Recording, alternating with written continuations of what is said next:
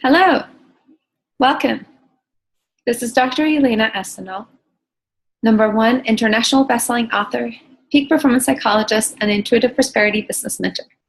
I'm so glad that you're here to learn about the 3 ways that lack of confidence is undermining and sabotaging your earning power.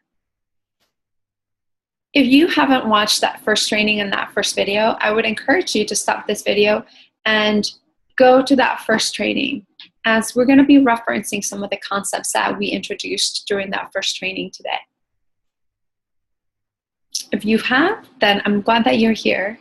And I am going to be sharing a little bit about the insights that I wrote about in my book chapter, Alchemy of Love, the key to getting your body flowing, your bank account flowing, and your business growing. Of course, I cannot share everything that's in the chapter, but you can also click above and download the chapter if you want to read all of the story and the science behind it. Now, one of the things that I wanted to share with you is not just how the lack of confidence is undermining your earning potential, your income, but also to give you some practical applications of how you can begin to change that.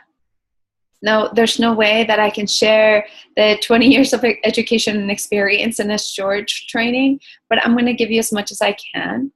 And if this resonates for you and you want to know how you can go deeper and how to learn and how you can have a deeper transformation, I'm going to be sharing with you how you can do that.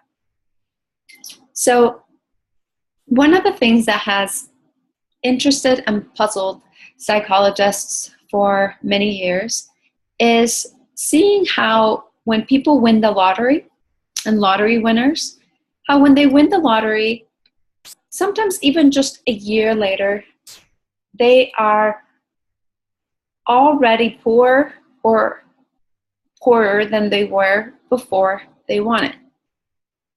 And this could be like, how's that possible? And that's really one of the things that we were curious, and we wondered, why did that happen? It seemed unbelievable that people could win millions of dollars and spend them in such a short period of time. So what do you think that might be? Yep, it's our brain. You know, one of the first ways in which lack of confidence is undermining us is by creating unconscious neural pathways that overlay in cumulative ways. Now, what does that mean? It means that every time that you have a particular experience, specifically a negative experience, your brain creates this neural synaptic pathway that then overlays on top of one another. A little bit like dust. You might not see the first layer of dust. You might not even see the second layer of dust. But over time, there are layers and layers and layers, and you can certainly notice it, right? Interestingly, our brains are a little bit like Velcro for negative experiences and like Teflon for positive experiences. In the last video, we discussed how our brains, specifically our amygdala, were primed to alert us about danger and how it drives us to function from a place of fear. One way to be able to understand what I mean by neural pathways is to think about them as pathways that are created on a large field of grass. And they can be created in 2 ways. Through constant work and repetition, so think riding your bike through overgrown grass over and over and over again until a path appears. Or through a powerful emotional experience or a powerful emotional response. And in those instances, pathways are created like a laser beam instantly. Now, Why am I explaining all this, and what does it really have to do with money? Well, what you may not know is that we all have a financial set point, or what we call a glass ceiling, that has been created through the experiences that we have in our life, through teachings, indoctrination, that come to form the beliefs, what we consider to be real and truth. And the power and the repetitiveness of these experiences become cumulative, right? They create this overlay of this neural web that then become the unconscious beliefs about your capability, about your potential, about your worth, and your capacity to make money.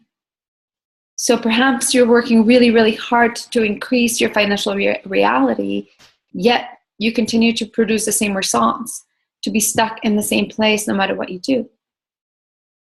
Well, why? It goes to the second way, which is our beliefs about our capabilities, our potential, about our courage, determine reality. If you don't believe that you have what it takes, if you are unsure about what you do, or you feel like you're not good enough, no matter how competent you are, it will be sensed at a vibrational level. It will impact your motivation, it will impact your perseverance, your ability to bounce back, and your ability to take the right actions at the right time. The third way that lack of confidence gets in the way is through fear. And certainly we talked a lot about fear in the past video, and the reason is that when we are attempting to make changes to these neural pathways, our brain interprets those changes as stress reactions. And then it flares up. It sort of sets the alarm, so to speak, for our amygdalas, for our hypothalamus. And the hypothalamus is the part of the brain that is in charge of maintaining balance and homeostasis.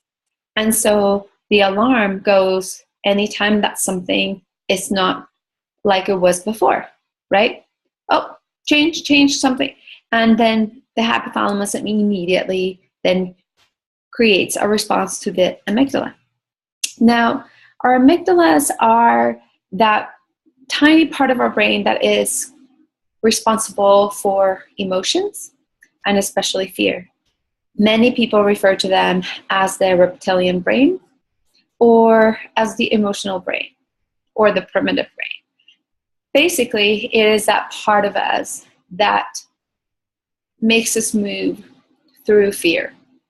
And unfortunately, it's incredibly powerful, which is the reason why we can be highly manipulated through fear, and why most often we will make the wrong choices when we are acting through fear.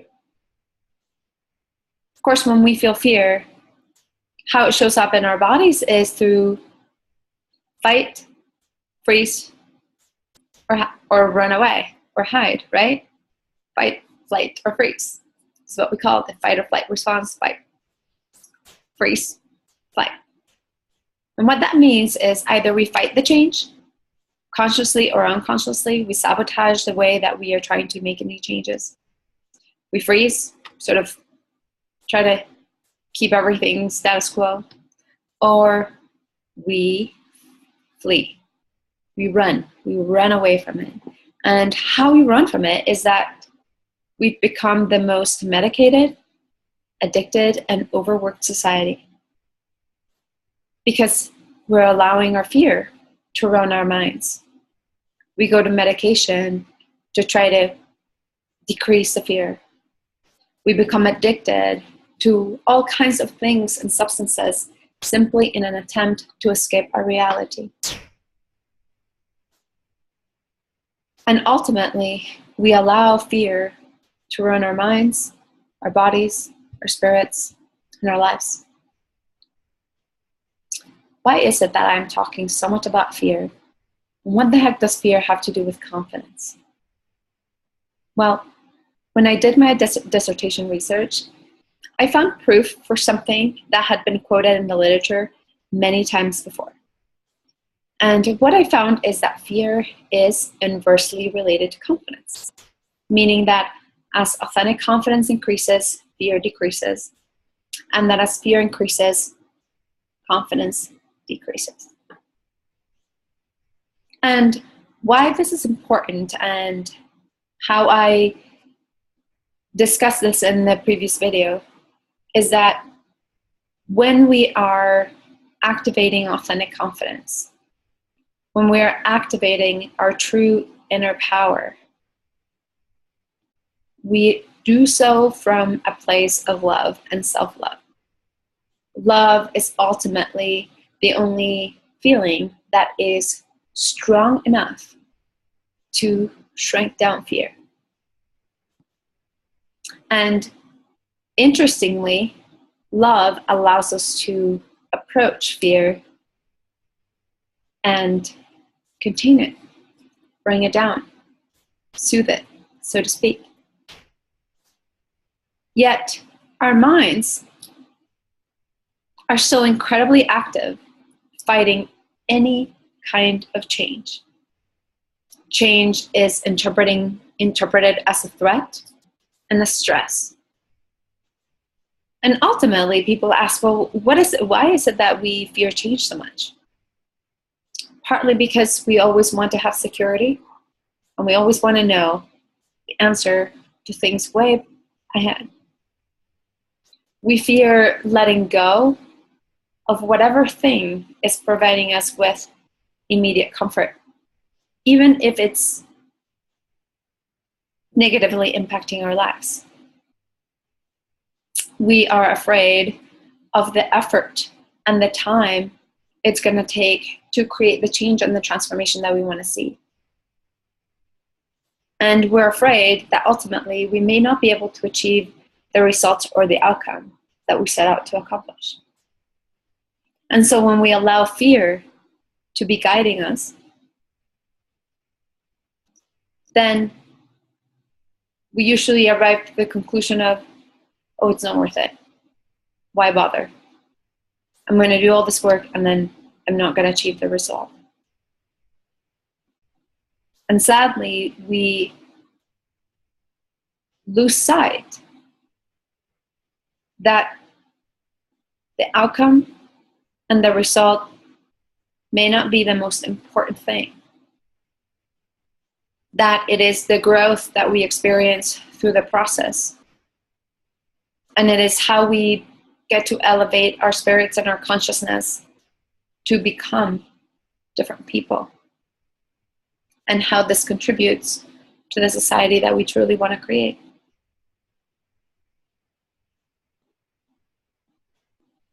This is the reason why you sometimes might be working really, really hard to achieve a certain level or to increase your level of income. And then the harder that you work, it sort of triggers this stress response. And all of a sudden, you notice that you are procrastinating. You are taking actions that are not in line with what you are meant to be doing. And ultimately, you sabotage your results. You sabotage yourself. When it comes to money, fears rise up in all kinds of ways. I'm going to discuss one in particular. And that is that we have a perpetually skewed and ineffective belief about money, power, healing, and spirituality all together. Yes, I said them all together. The reality of it is that whether we are willing to admit it or not, we tend to judge people that have a lot of money. We tend to equate having power with evil. And therefore, even if consciously we are working to increase our level of income, and we're working consciously to increase our personal power, there is an unconscious patterning and web that it's calling the shots, and it's sabotaging us at every step of the way. I'd like for you to think about and answer these questions. If you feel that you want to pause the video, you can. Because I really want you to openly and thoughtfully answer these questions for you and what they mean to you. And if the way that I've worded them may not be speaking to you directly, think about an alternative that would speak to your particular situation. Are you afraid of becoming rich? Are you afraid of increasing your fees, asking for a substantial raise, or changing your financial abundance? And while consciously you might be like, oh, no, I would love to. I really would like for you to really think about, are you afraid of increasing your fees? What would that do? Could you do it? And if you start coming up with all kinds of excuses, then fear's popping up. And then go deeper. What is the fear about? What are you afraid about? What would happen if you did this? Would people judge you? Would you lose clients? Would you be banished or shunned? Or would you feel unsafe? In my book, I shared a story of having the experience of seeing my mother being robbed at gunpoint behind a closed door, and how this experience created one of these neural pathways in which for many, many years, I equated having money with danger. And so I'm having you simply start evaluating. What are some of the beliefs and consciousness that you have about money? And what's the fear? Do you feel guilty charging for your services? Are you afraid to acknowledge that you are an entrepreneur or a business person? And if so, what's the fear? That people might criticize you or judge you? Are you afraid of saying no? Of asking for what you really want? Of sharing your message authentically in your own unique way? Do you follow your intuitive prompts? And if not, why not? Because the reality is that the vast majority of us, we may not follow them because we are afraid of what will happen. We're afraid of ending up broke. We're afraid of sounding crazy. We're afraid of what other people are going to think. And the reality is that until we are able to change and uproot these beliefs and programming in our brains, increasing our income potential and our ability to manifest true prosperity will be non-existent. It's really about finally being able to embrace a mindset and a way of being that honors abundance and collaboration rather than scarcity and competition. I had a client that I worked with, and she had been making about $45K a year. And through our work together, she was able to almost double her income to $78K in less than 3 months. Now, this may or may not be a lot of money for you. It doesn't matter. It is simply an example of how your inner work can change your financial reality. And what's great news is that it is available, that you are capable of changing all of this. You are capable of creating the life, the income, the impact that you desire if you are willing to explore, to uproot and reprogram many of these unconscious patternings. Now, I want to leave you with 3 ways in which you can begin to make these changes today without having your amygdala freaking out and resisting and pushing against all of it. This may seem simple, and you may have even heard them. Yet, my guess is that you have disregarded them or not applied them. I am a firm believer that information without application is clutter. And I hope that you can take all of this information and apply it to your life.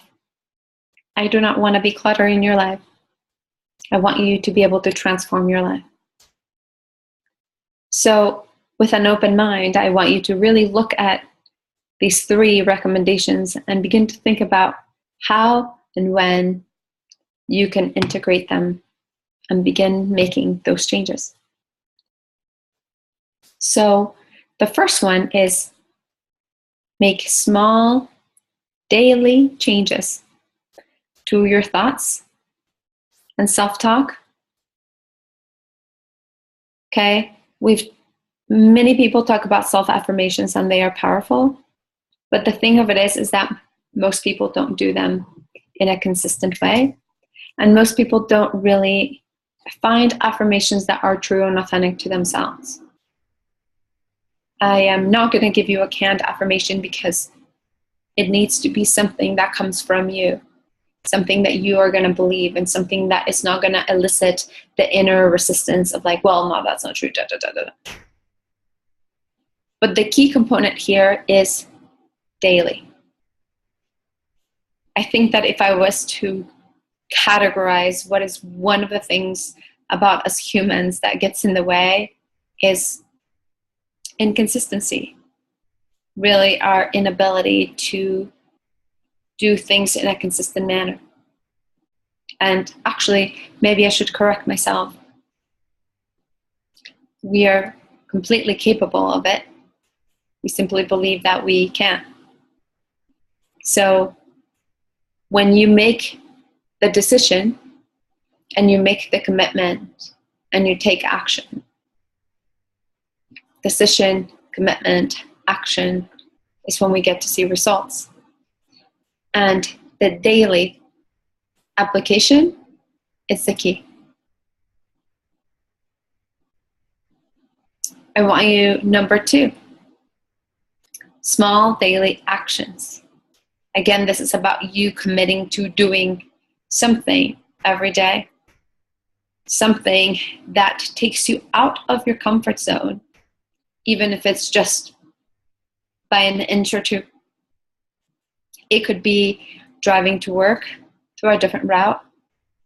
It could be wearing a different color, perhaps styling your hair in a different way, or even brushing your teeth with your left hand if you are right-handed. Eventually, progressing to doing things that seem a little bit more out of your comfort zone. The key, again, is daily actions and progressive, so that you're not all of a sudden expecting yourself to do something really big. Otherwise, your amygdala will flare up. And number 3, this actually has been a secret weapon to many Olympic athletes and CEOs for years. And of course, this is something that many people have talked about, yet again, how we use it and really learning how to distill its application to a whole bunch of different situations is part of the key. And that is imagery. Lots of people talk about visualization, and that is a powerful strategy.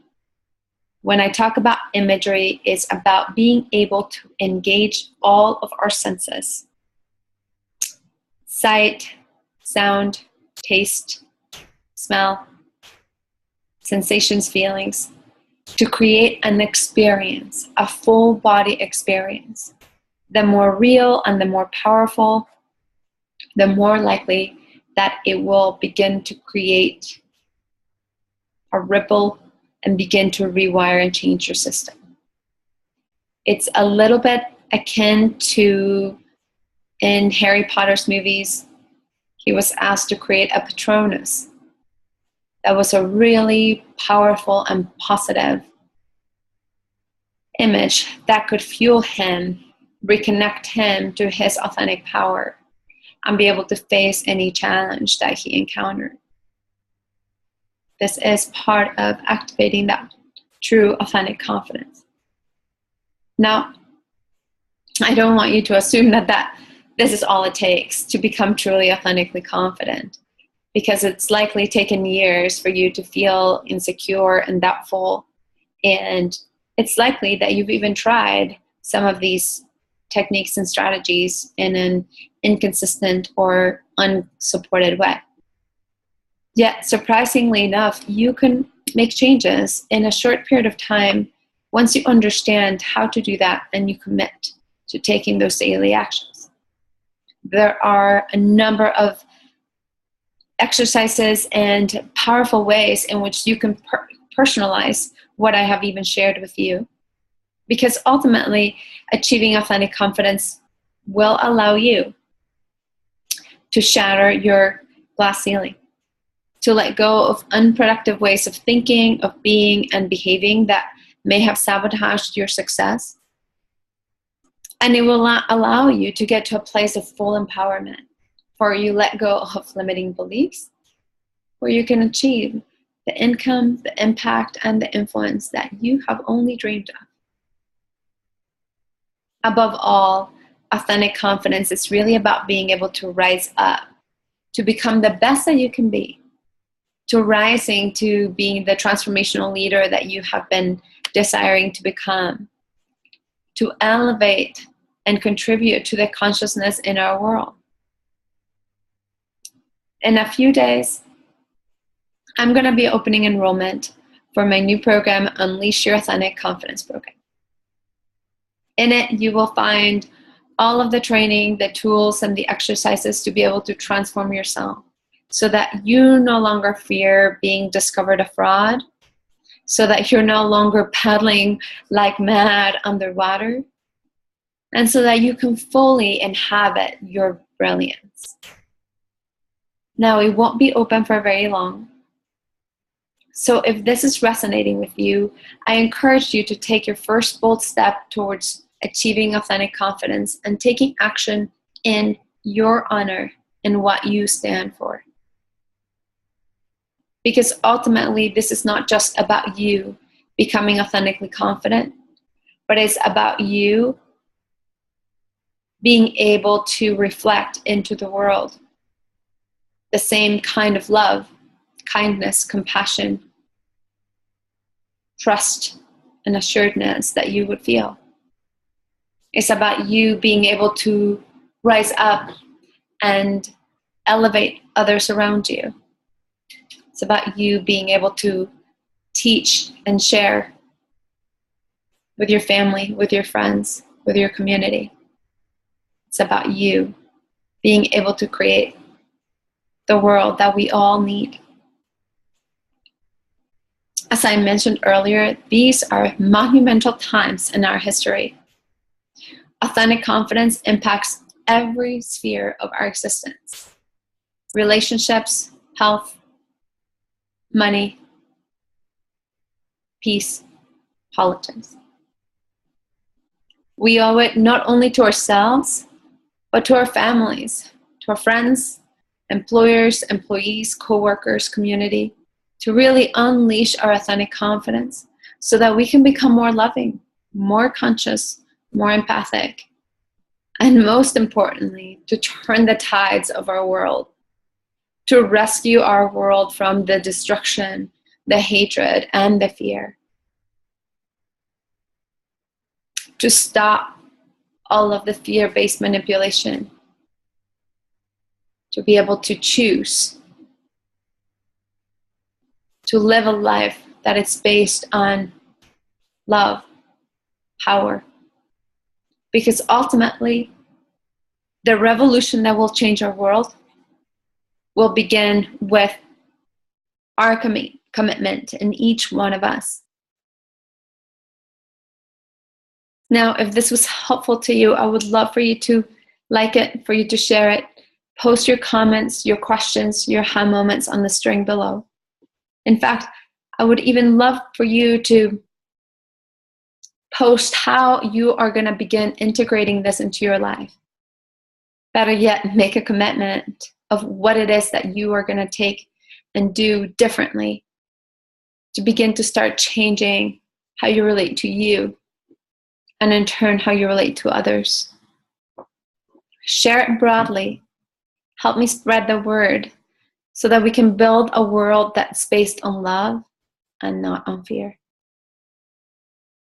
I look forward to meeting you and guiding you on your path towards authentic confidence.